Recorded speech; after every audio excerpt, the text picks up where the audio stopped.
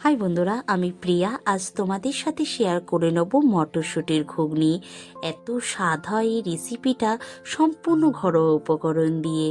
চলো, এটা তৈরি করার জন্য সবার প্রথমেই কড়াইতে তেল গরম করে নিচ্ছি। ফোড়নে দিয়ে দিচ্ছি এলাচ, লবঙ্গ, দারচিনি, সামান্য একটু জিরে। ফোড়ন থেকে যখন একটা মিষ্টি গন্ধ বেরিয়ে আসবে, ছোট টুকরো করে কেটে রাখা আলুটা দিয়ে দিলাম। আলুটাকেও প্রায় 2 মিনিটের মতন একটু ভাজবো। 2 মিনিট বাদে যখন দেখবো হালকা একটু কালার চলে এসেছে আলুর গায়ে, দিয়ে দিচ্ছি একটা পেঁয়াজ বাটা। পেঁয়াজটাকে আমি বড় আকারের পেঁয়াজ মিহি করে পেস্ট করে নিয়েছি। এবার পেঁয়াজটা দিয়ে কিছুক্ষণ নাড়াচাড়া দিয়ে দিয়ে দিচ্ছি আদা রসুন বাটা। সমস্তগুলো মিশিয়ে কিছুক্ষণ কষাবো যতক্ষণ না কাঁচা গন্ধটা চলে যাচ্ছে মশলা দিয়ে।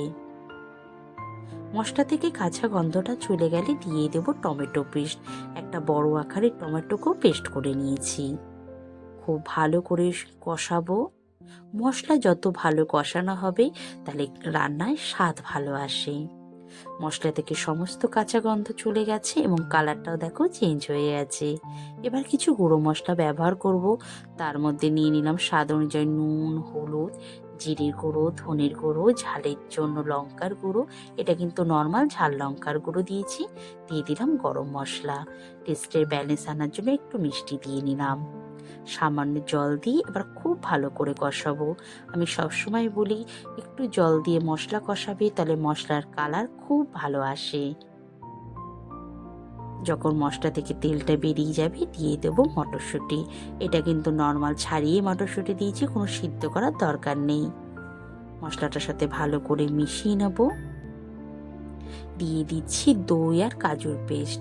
আমি দইয়ের সাথে প্রায় 6-7টা কাজু পেস্ট করে নিয়েছি।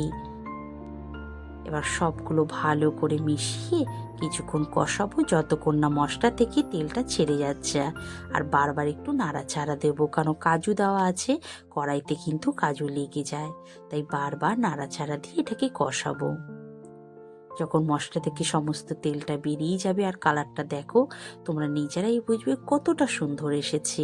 দিয়ে দিলাম গরম জল। 1 কাপের মতন গরম জল দিলাম, কেন আমাদের না আলুগুলো কষাতে কষাতে অনেকটাই সিদ্ধ হয়ে গেছে। ঢাকা দিয়ে 6-7 মিনিট আস্তে রেখে দেবো গ্যাসটা।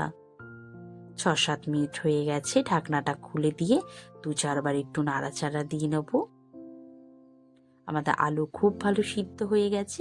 এবার ছোট করে কেটে রাখা পনির দিয়ে দিলাম।